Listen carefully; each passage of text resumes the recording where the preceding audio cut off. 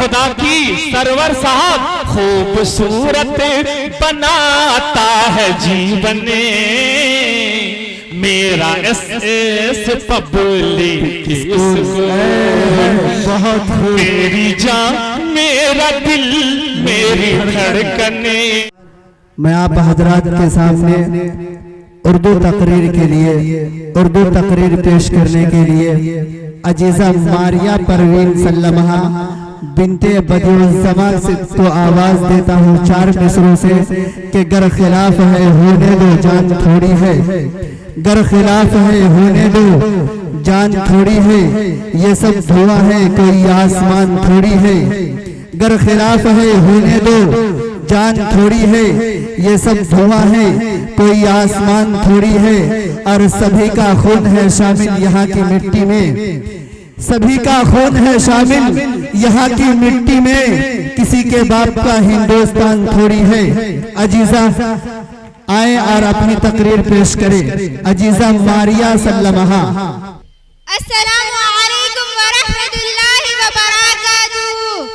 नहमदुहू व नुसल्ली अला रसूलिहिल करीम, अम्मा बाद। मुहतरम व मुकर्रम जनाब सदर मुअज़्ज़ज़ मेहमानानी गिरामी कद्र मुशफ़िक़ो मुरब्बिया सातिज़ा कराम और हम नशीनाने अकेडमी और यहाँ तशरीफ लाए हुए तमाम लोगों का इस्तकबाल करती हूँ और यौम जमहूरिया की मुबारकबाद पेश करती हूँ। मैं अपनी बात का आगाज शायर के शेर से करना चाहती हूँ। दस्तूर का आगाज है यौम जमहूरिया, दस्तूर का आगाज है यौम जमहूरिया, कानून की आवाज है यौम जमहूरिया। हाज़रीन मजलिस, आज का ये तारीख शाद दिन जिसको जश्न जमहूरियत के तौर पर हम हर साल पूरे हिंदुस्तान में मनाते हैं, हम हिंदुस्तानियों के लिए कौमी त्योहार का दिन है।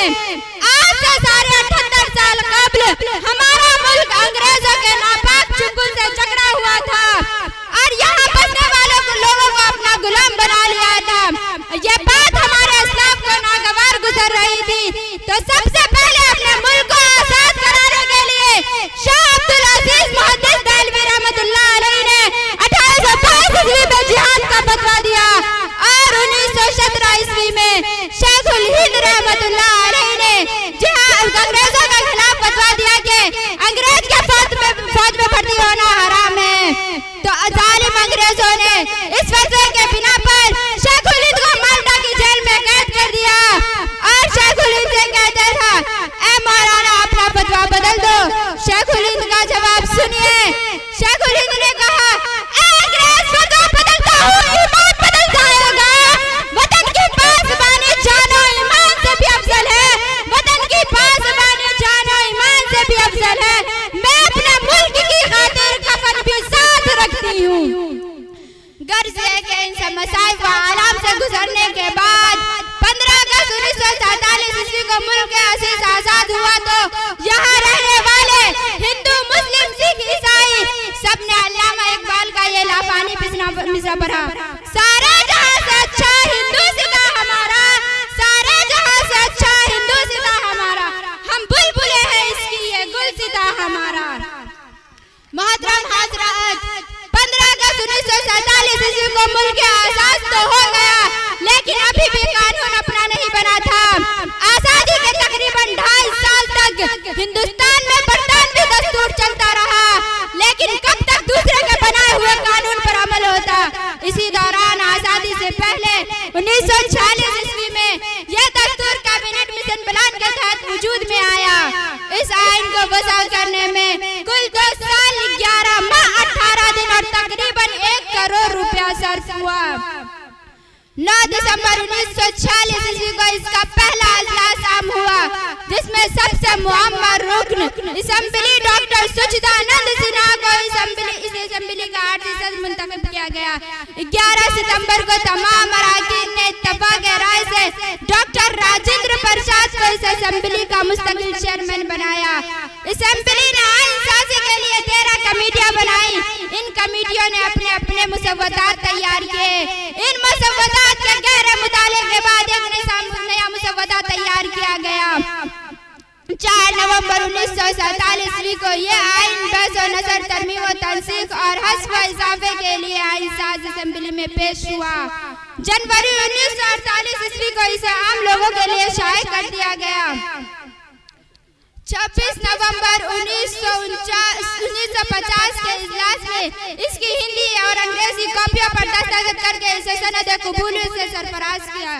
तो इसमें लिखा गया कि हम भारत के अवाम मतानत और संजीदगी से अर्ज करते हैं कि भारत को मुख्तलिफ समाजवादी गैर मजहबी अवामी जमहूरिया बनाएंगे और इसके तमाम शहरियों के लिए हासिल करें इंसाफ, समाजी, माशी, सियासी ख्याल, इजहार अकीदा, आजादी, दीन और इबादत, मसावत और बेअतबार हैसियत और इन सब में कुव्वत को तरक्की दे जिससे फर्द की अज़मत और कौम के इत्तेहाद और सालमियत का तयक्कुन हो।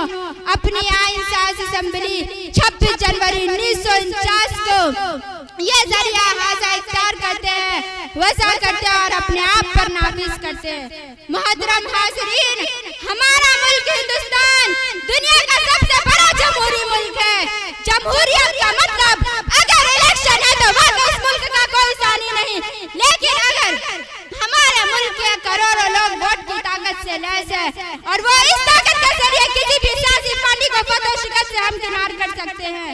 लेकिन वही इलेक्शन से हट कर देखे तो जमहूरियत का लफ्ज़ बेमाना सा नजर आने लगा है। हमारे बुजुर्गों ने आजादी से लेकर जमहूरियत तक का मुश्किल भरा सफर इसलिए किया था कि इस मुल्क में अमन सुकून होगा, यहाँ रहने वाले लोगों के साथ तफरीक नहीं बढ़ती जाएगी। मोहतरम हाज़रीन, अगर आप इजाजत दें तो मैं हुकूमत हिंद की आंखों में आग डालकर बरसरे बेकार कहना चाहती हूँ, ए हुकूमत हिंद, तुम अपनी इस ताकत के जोर पर पूरे हिंदुस्तान में वहशत और बर्बरियत को फैला रहे हो। हमारे मदरसों और दीनी दिलों को दहशतगर्द का अड्डा कहकर हमारे हिंदुस्तानी मुसलमानों को बर्बाद कर रहे हैं। तो ए हुकूमत हिंद, कान खोल कर सुन लो। हमारे इस्लाम ने कल भी वतन अजीज के लिए अपनी गर्दनें कटाई थी, हम आज भी वतन अजीज के लिए गर्दनें कटाने को तैयार हैं।